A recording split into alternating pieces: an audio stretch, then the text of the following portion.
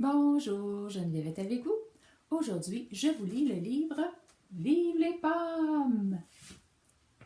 Ici, on voit les fleurs du pommier. Pomme. Comme elle est belle, cette petite pomme qui a poussé dans mon jardin. Toute ronde, lisse et brillante.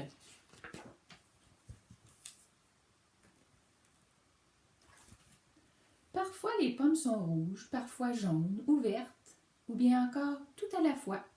Des fois, on a du vert mélangé avec le rouge, le jaune avec le rouge, le vert avec le jaune.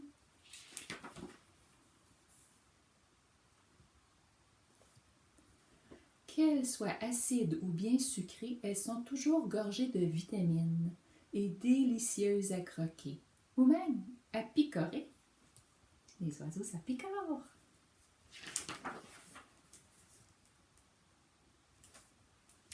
Coupe une pomme en deux et tu découvriras son secret. Elle cache une petite étoile dans son cœur. Il faut la couper du bon sens, par contre. On l'a coupée de l'autre sens. C'est dans cette petite étoile que dorment les pépins blottis les uns contre les autres.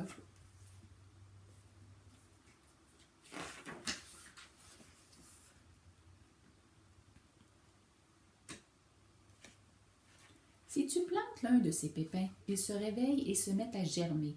Puis une tige commence à pousser vers le ciel, tandis que les racines s'enfoncent de plus en plus profondément dans la terre. Au bout de quelques semaines, des petites feuilles apparaissent.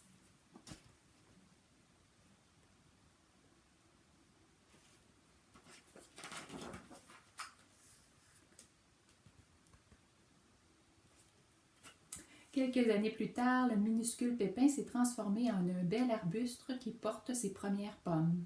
Un jour, il deviendra un grand pommier tout couvert de fruits. Je pense que les poneys et les chevaux vont bien apprécier les belles pommes.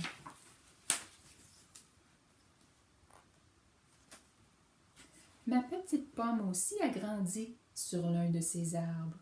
Au printemps, elle n'était encore qu'une fleur aux pétales roses et blancs.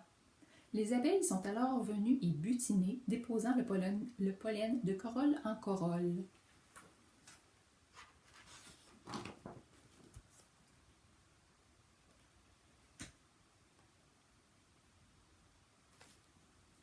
En été, la fleur fécondée s'est transformée en un petit fruit qui a grandi et grossi au fil des jours.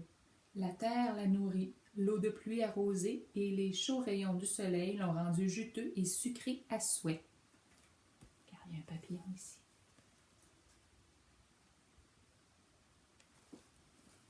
Les oiseaux mangent les vers avant qu'ils piquent les pommes.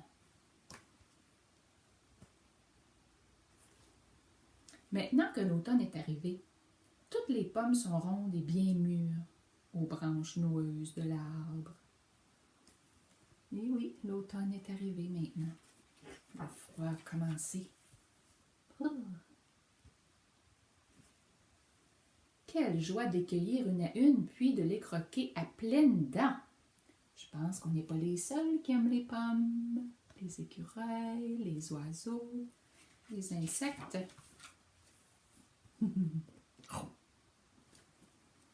Si l'on pouvait planter des milliers de pommiers tout autour de la terre, tous les enfants du monde pourraient se régaler. Vive les pommes! Cui, cui, cui. C'est fini. Au revoir les amis.